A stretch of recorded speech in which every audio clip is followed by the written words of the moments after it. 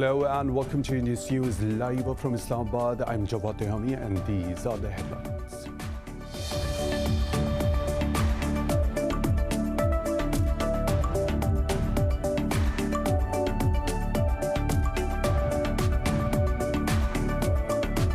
Pakistan has decided against becoming a party to the Treaty on the Prohibition of Nuclear Weapons. The Foreign Office says the 2017 treaty was negotiated outside the established UN disarmament forums.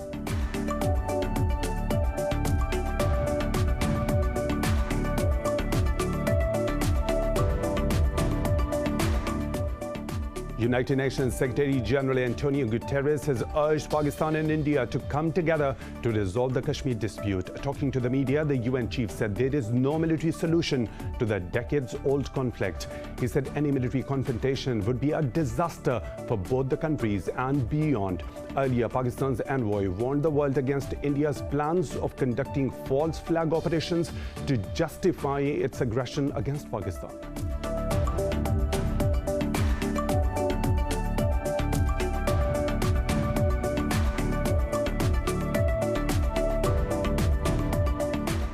In occupied Kashmir, Indian troops have killed 3 more Kashmiris during a military raid in the Pulwama district. According to reports, Indian troops have killed hundreds of Kashmiris since the revocation of the region's special status in August 2019.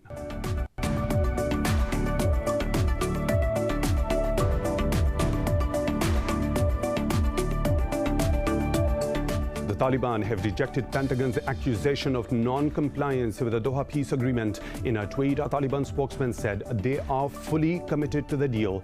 Earlier, the Pentagon said it's very hard to see a specific way forward for a negotiated settlement with the Taliban over a surge in violence.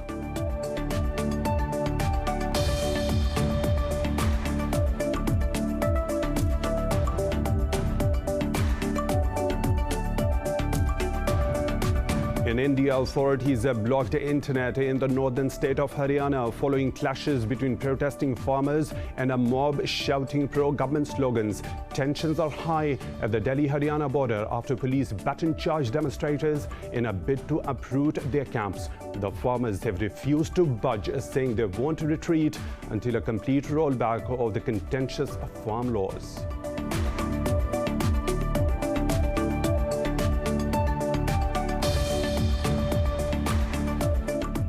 Brazil's coronavirus infections have surpassed 9 million, while it has recorded over 221,000 deaths so far. The U.S. has detected another variant, first found in South Africa, as its caseload tops 25.7 million with over 432,000 deaths. Pakistan has recorded more than 1,600 new cases and 46 fatalities overnight, raising the death toll to 11,560. Globally, the virus has claimed 2.18 million lives and infected 101 million people so far.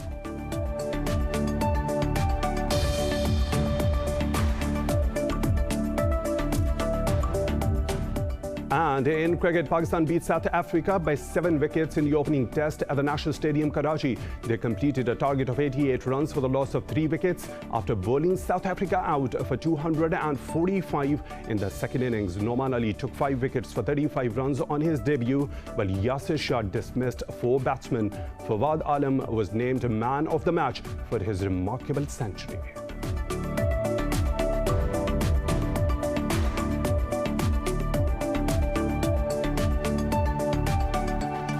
Those were the headlines and detailed stories right after a short break. Stay tuned.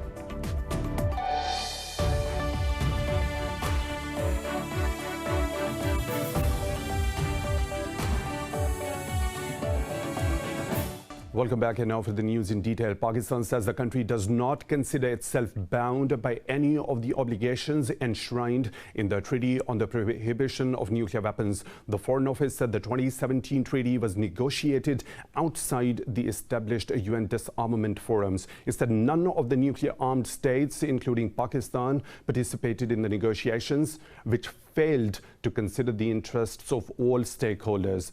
The Foreign Office said Pakistan believes that this objective can only be achieved as a universally agreed undertaking. Pakistan also says this treaty has never contributed to the development of customary international law. And for more on this, we are joined by Professor Ali Sultan, who is an international law expert. Professor Sultan, thank you very much for your time at Indus News. First of all, what are those reservations of 9 nuclear powers keeping them from signing the treaty that came into force on January the 22nd? Okay, well, thank you for having me. Look, this treaty has been negotiated and adopted because of the efforts largely of the anti-nuclear activist lobby that exists. So this non-governmental organization, International Coalition Against Nuclear Weapons, which also tried to bring a case against the 9 nuclear weapon states at the International Court of Justice through the Republic of Marshall Islands in 2015, has been at the forefront for pushing for the adoption of this treaty. And this treaty has been negotiated without participation of any of the 9 nuclear weapon states, and that is why they have chosen to stay away from it. Not just them, but many other even non-nuclear weapon states have not become a party to this treaty, which means that the legal obligations enshrined in this treaty are only going to apply to those 50-odd states which have accepted or ratified this treaty, and none of them contains the 9 nuclear weapon states whose principal stance is that just like Pakistan, disarmament negotiations should take place in established disarmament forums, which is the Conference on Disarmament in Geneva, as well as the General Assembly. Okay, Professor Sultan, it's also being said that the treaty does not contribute to the development of customary international law in any sort of manner. So what's your take on this? That is absolutely correct, because the specially affected states in this case would be the 9 nuclear weapon states, and they have not become a party to the treaty. So this treaty can never become customary international law unless those 9 nuclear weapon states also become a party to the treaty. So that's why it's not going to contribute to the development of any norm of disarmament of nuclear weapons. And hence, you could say that at best, it's a Pyrrhic victory for the Global Zero activism.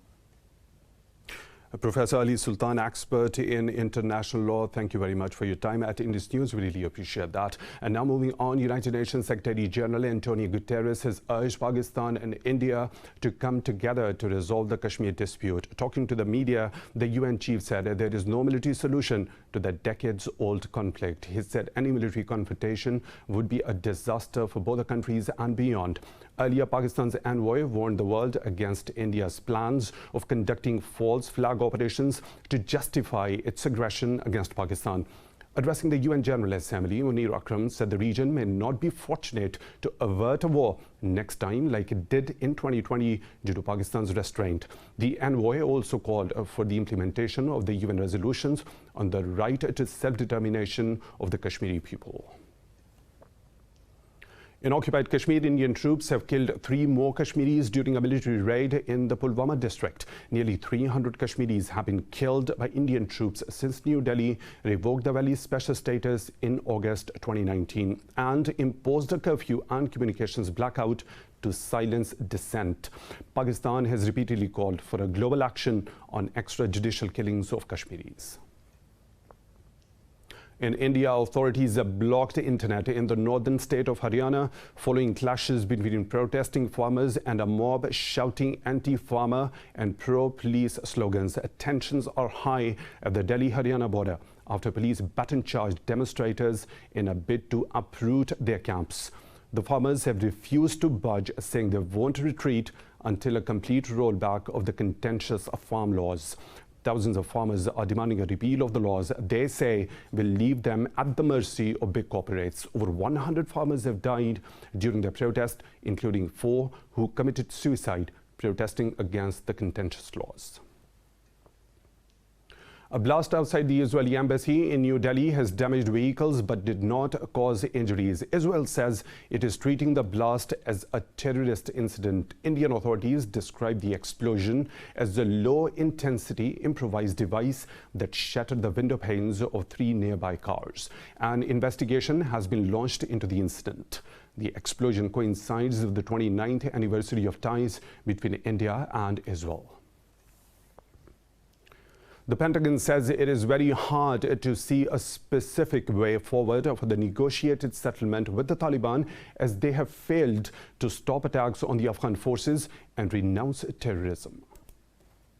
At a news briefing, spokesperson John Kirby said, however, Washington remains committed to the Doha peace agreement. Kirby added, the Biden administration will not commit to a full drawdown of troops from Afghanistan by May due to the surge in violence. Earlier, U.S. Secretary of State Antony Blinken also said that Washington was in the process of reviewing the Doha Pact. Speaking to Afghan President Ashraf Ghani over the phone, Blinken reiterated his desire for all Afghan leaders to support the historic opportunity for peace, while preserving the progress made over the last 20 years. The Taliban have earlier urged the new U.S. administration to fulfill the peace deal commitments and not to repeat the mistakes made by the previous governments.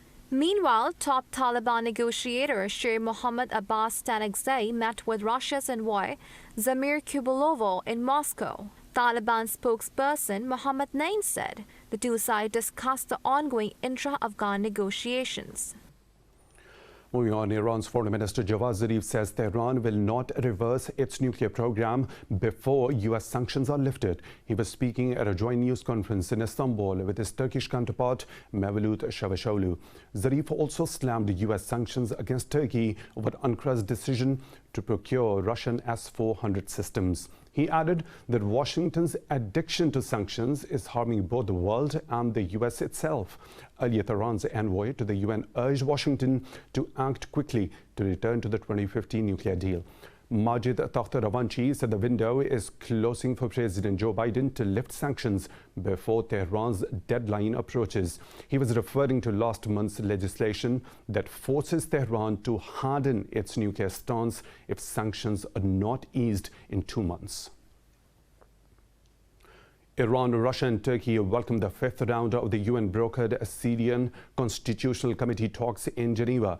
In a joint statement, Tehran, Moscow and Ankara underlined their support for a sovereign, independent and united Syria. The statement urged the committee to seek compromise and consensus among the dialogue's participants to end the Syrian civil war. They said the committee should work independently from foreign interference to gather the broadest possible support among Syrians. They also stressed that the body has been created by Astana guarantor nations to support efforts for a peaceful solution to the fighting. Today is the last day of the 5th round of talks on formulating the basic principles of Syrian constitution. Armenia and Azerbaijan have conducted a prisoner swap in line with a trilateral agreement with Russia. The Russian peacekeeping forces say 1 Azeri and 5 Armenian prisoners were exchanged. Commander Rustam Muradov said the exchange was a result of the work carried out by the Russian peacekeepers. Muradov said Russian aerospace forces aircraft delivered the prisoners to Baku and Yerevan. He also said Moscow's peacekeeping forces will continue to ensure the 3-party deal is strictly implemented. Baku and Yerevan signed a Russian-brokered agreement on November the 10th to end the conflict over the Nagorno-Karabakh region. China says it will not recognize British national overseas passports as valid identification documents starting from January 31.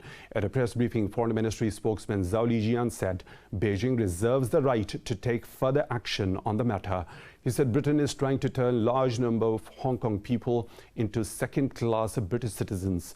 Zhao said this has completely changed the original nature of the document. The scheme offers Hong Kong citizens a route to British citizenship. It allows those with British national overseas status to live, study and work in the UK for 5 years and eventually apply for citizenship. It's time for a short break. We'll be back with more stories. Stay tuned.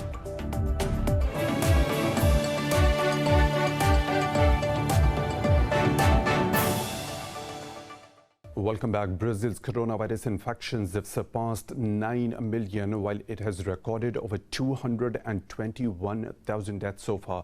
The U.S. has detected another variant, first found in South Africa, as its caseload tops 25.7 million, with over 432,000 deaths. Globally, the virus has claimed 2.18 million lives and infected over 101 million people so far. More in this report.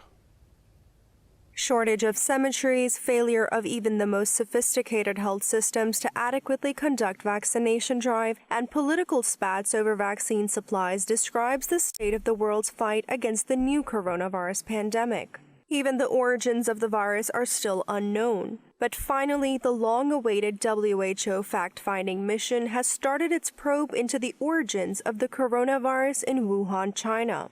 In the United States, Department of Defense is evaluating a request from the federal government to provide help in administering the COVID-19 vaccines.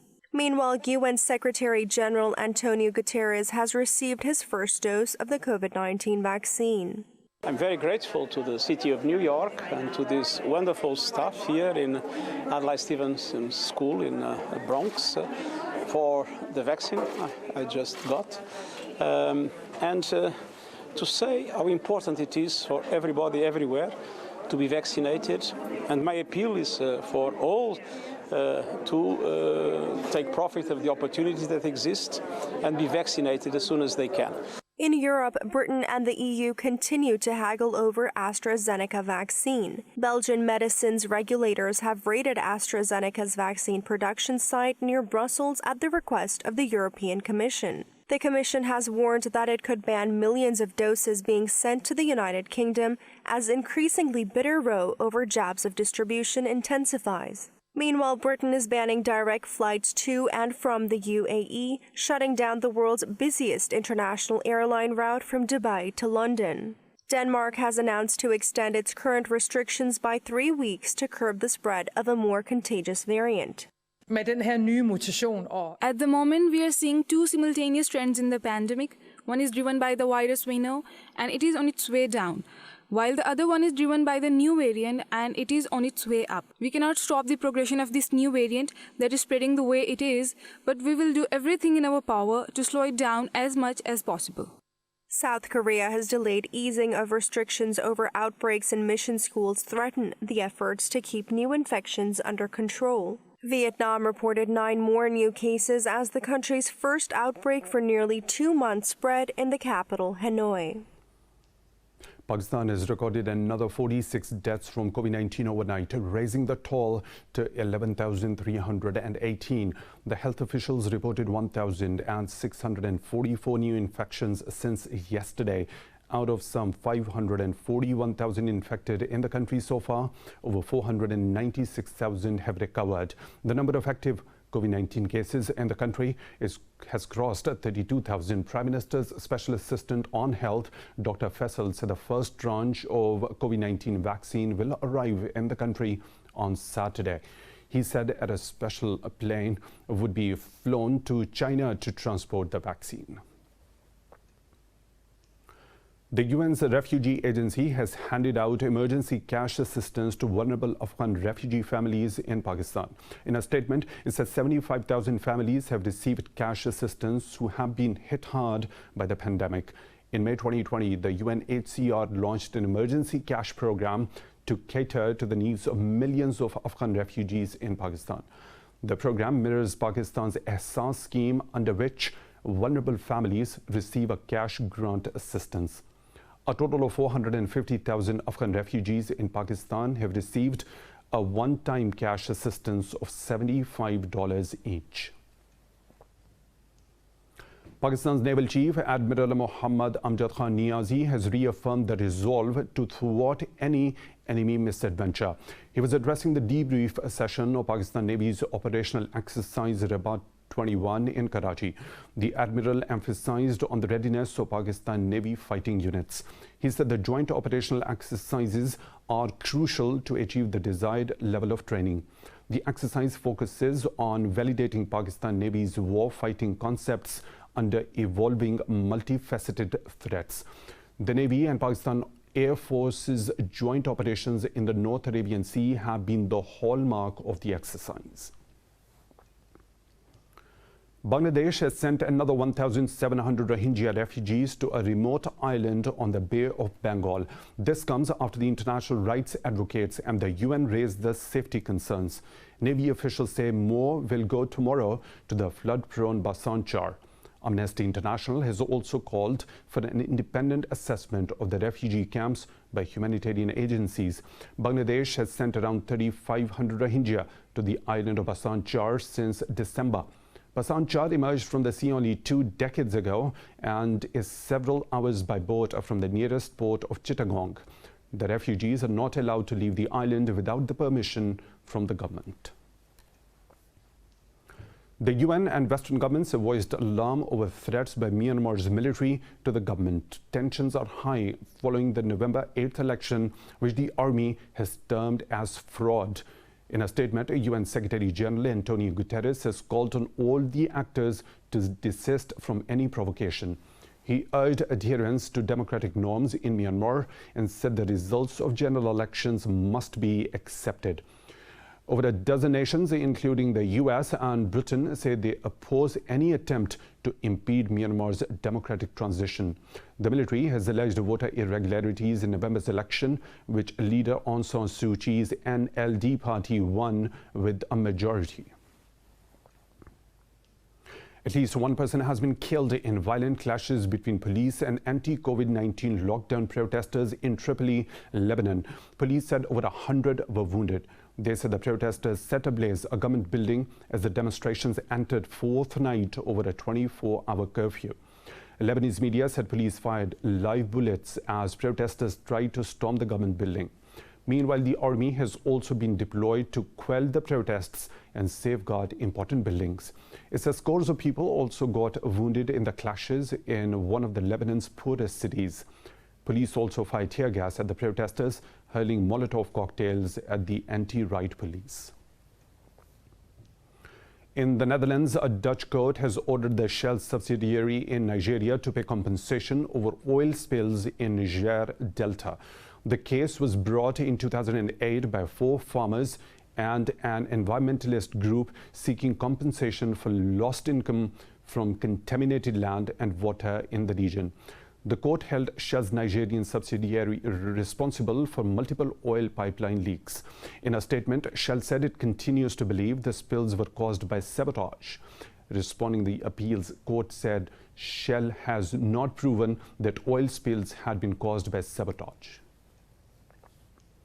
In Greece, thousands of university students and teachers have rallied in Athens against the government's plans to police the universities. Wearing face masks, the protesters defied a 100% limit on demonstrations as part of measures to combat coronavirus. Students are protesting against the government's decision to deploy security guards on campuses after various acts of violence. The government measures also include installing surveillance cameras. In 2019, the government scrapped a university asylum law that prohibited police from entering institutions. More stories to follow, but right after a short break. Stay tuned.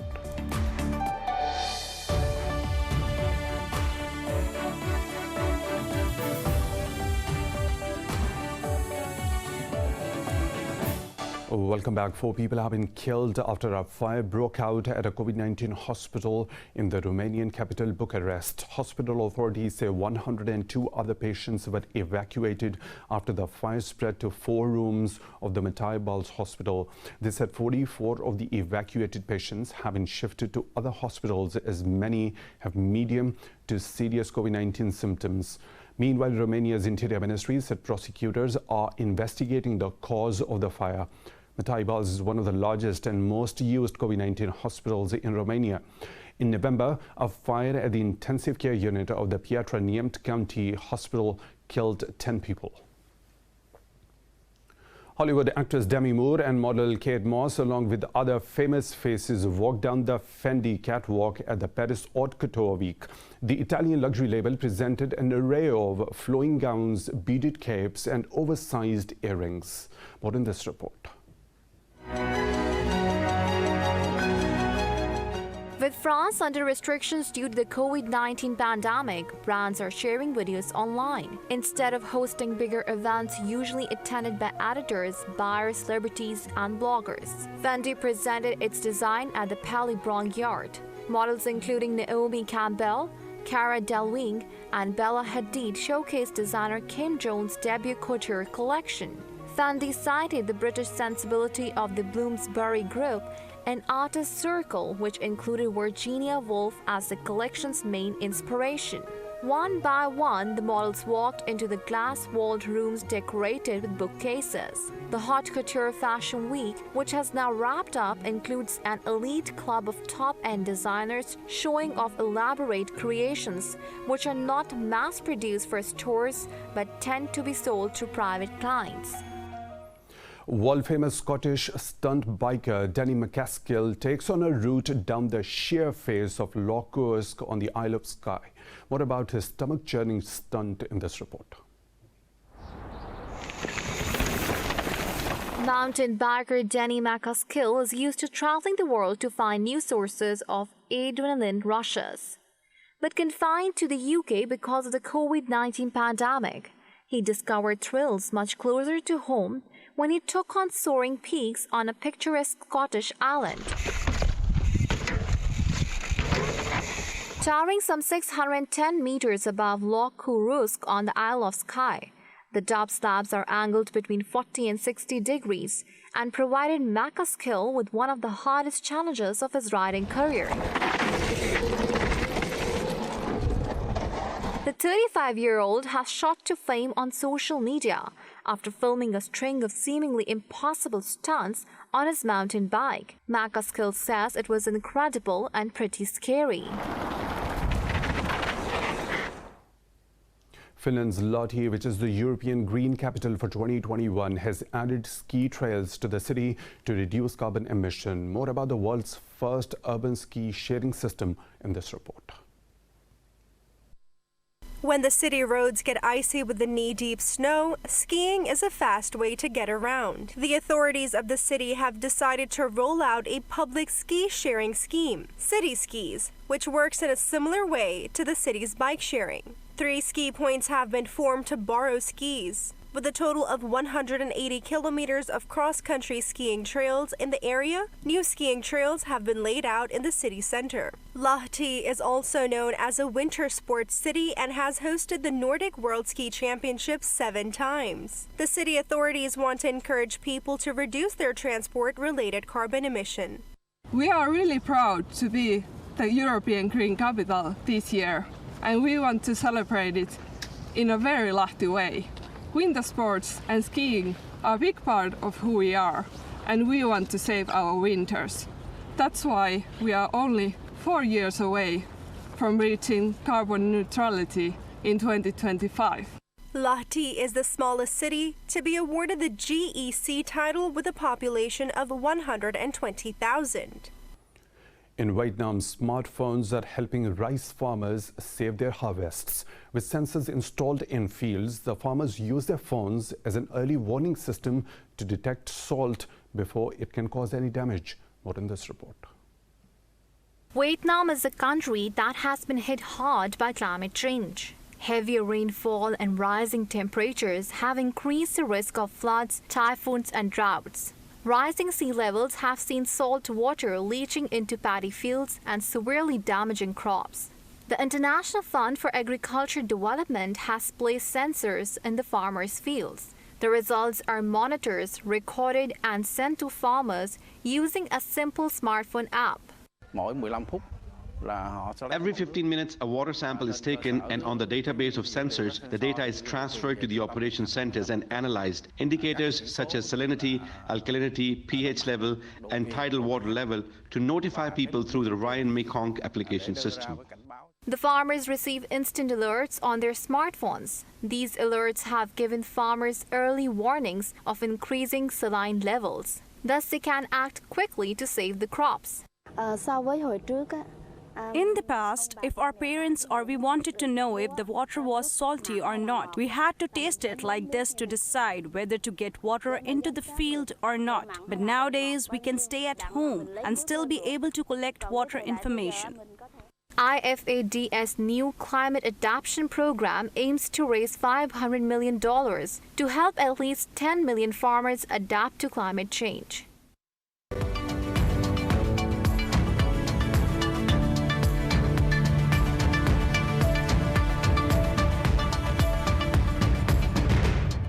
And now the business updates. The Wall Street stocks have opened sharply lower after the COVID-19 vaccine data from Johnson & Johnson hurt the investor sentiments. The company says its one-dose vaccine showed 66% effectiveness against coronavirus. Heightened speculative trading by retail investors also continued to unnerve the market.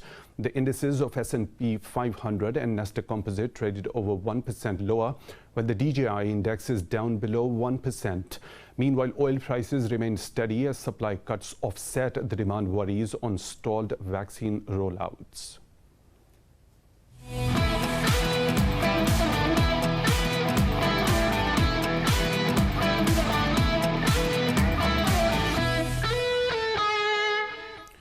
In cricket, Pakistan have won the first test match against South Africa by 7 wickets at the National Stadium, Karachi. Fawad Alam named man of the match for his remarkable century.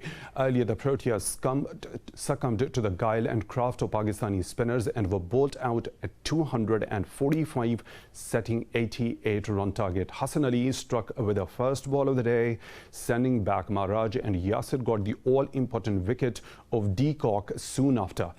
Bavuma and Lind showed some fight as the pair added 42 runs for the 7th wicket, but was also broken by Imran Butt. Noman Ali ran through the low order, taking 5 wickets, while Yasir Shah picked up 4 top-order batsmen. Noman Ali also became the 12th Pakistani player to take 5 wickets on debut.